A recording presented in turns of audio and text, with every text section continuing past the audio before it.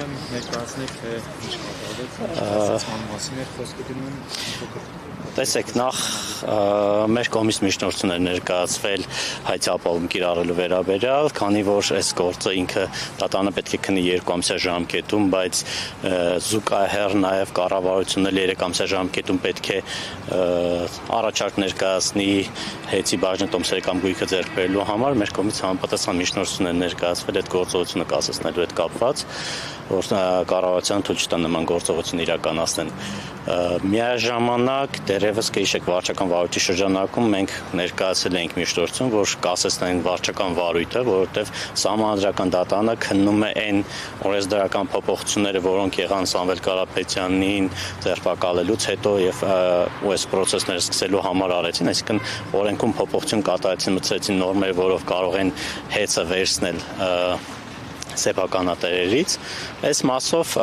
կասեցման հարցը, քանի որ Սահմանադրական դատարանում այս բան գործը քննվում, դատարանը այդ հարցն էր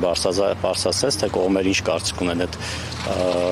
Սահմանադրական դատարանում քննվող գործի հիմքով սույն վարույթը կասեցնելու հետ կապված, այստեղ զուտ տեխնիկական դատավարական մեր դիրքորոշումը հայտնեցին գլոբալ այո Սահմանադրական դատարանում քանդար գործը քննվում է, չի կարող այդ նորմերը կիրառմամբ որոշում կայացվել կամ այդ նորմերի կիրառմամբ արտենից կայացված որոշմանի հիման վրա դատարանը որոշի, որ այո իրավաչափ է, թե իրավաչափ չէ այդ գործողությունները։ Այնտեղ նաև մեկ այլ հարց էլ կա հետադարձ ուժ տալու հետ կապված, քանի որ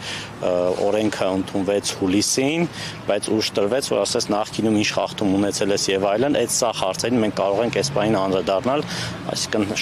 շատ մեծ, այսպես լիազորություններ տվեցին հանձնաժողովին ու ՏԿ-ն նախարարին, որպեսզի հնարավոր նախկինում տեղի ունեցած ընդհանուր միջև այդ վարույթը հարուցելու պահին միջև Տաշիր գրուպի կողմից ձեռք բերել եղած խախտումներն էին անգամ բերել ներկայացվել 2015 թվականին 6-7 խախտում էր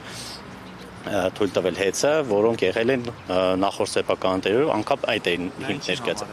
Զուտ ծավալ ցույց տալու ու ժողովրդին ներկայացնելու, որ տեսեք հեծը ինչ վատն էր, բայց դա եղել է այն ժամանակ, երբ որ հեծը իրոք քրիտիկական վիճակում էր եւ Տաշիր գրուպը եկավ ձեռք բերեց եւ բերեց Հայաստանի վարկանիշից ավելի բարձր վարկանիշի հասցրեց միջև։ Նախորդ դատական լիցենզիացիան առաջին դատական ցեսնիկի միջնորդեք նաեւ երրորդ Այո, կառավարությունը։ Մենք միջնորդել ենք, այստեղ տեսեք շատ հետաքրքիր բան էր, օրենսդրական կարգավորում էր մտցվել, որը այսպես շտապելու հետևանք էր։ Իսկն հանձնաժողովի նախագահը, որպես քվազի վարչական մարմին, միայնա իրավունք էր ստացել վարույթ հարուցել։ Հանձնաժողովը եւ բոլոր հանձնաժողովներ նման կառույցները վարույթ հարուցելու հարցը լուծում են նույն կազմով, ովքերով որ որոշում են կայացնում։ Այս դեպքում օրենսդրական առանձին կարգավորում մտցվեց, ասեց հանձնաժողովի նախագահ, դու միանձնյա կարաս վարույթ հարուցես ու ծայրահեղ միջոց ընդհանուր, այսինքն ժամանակավոր կառավարիչ նշանակելու որոշում կարող ես կայացնել։ Ինչի եւ բնականաբար սպասելի էր, արեցին եւ ժամանակավոր կառավարիչ նշանակեցին։ Հիմա մենք դրա համար միջնորդում ենք, ասում ենք բացի այն, որ հանձնաժողովը որ որոշում է կայացել լիցենզիան դատարանելու, նաև վարույթ հարուցելու մասով, քանի որ Մեսրոպյանը միանձնյա է այդ որոշումը կայացրել։ Այդ մասով էլ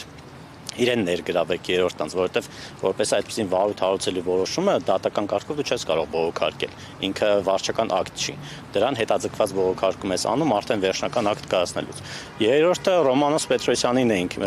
միջնորդել նաև որպես երրորդ անձ ներգրավի, որովհետև էլի ինքն էլ որոշակի քվազի ինչ որ վարչական մարմին է, որովհետև ինքը հեծի ներկայացուցիչ չի, հեծին ներկայացնելու իրավասություն չունի, որովհետև իր շահերը ու հեծի շահերը ակնհայտորեն հակասում են իրար, հակադրվում են։